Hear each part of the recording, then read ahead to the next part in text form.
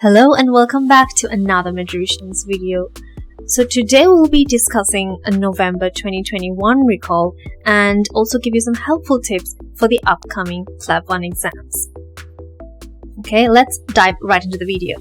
Before we discuss the question, please take 50 seconds to pause the video and comment the answer down below. Okay, so here's the question. We have a 38-year-old man who presents to the GP with his wife.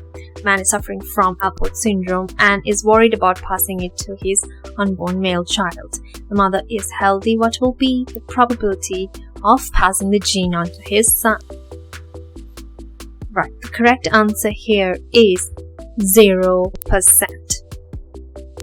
Now there's a bit of genetics and nephrology here. So before we discuss why it is 0% and not any of the other answers, don't forget to smash that like button and also comment down below on any other topics that you'd like us to cover in the future. Make sure to also check out the reviews from our past Plab 1 candidates. The link is in the description below.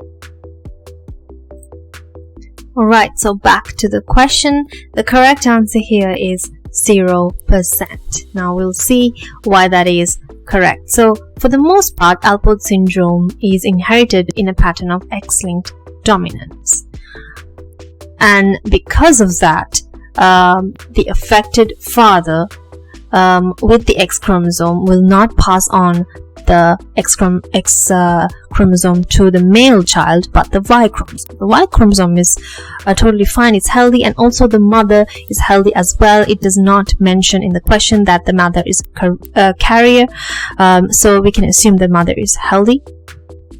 So because of that, the child will not get the affected X chromosome. So Alport syndrome, again, X-linked dominance. Please remember this for the exam. These kinds of questions with genetics are almost always asked in each of the exams. Alright, so why not 25%? 25% is incorrect because of the reasons that I've explained already. 50% is again wrong. Now this would be correct if Alport syndrome is inherited in an autosomal dominant pattern, which 5% of the cases are, but mostly it's inherited in a pattern of X-linked dominance.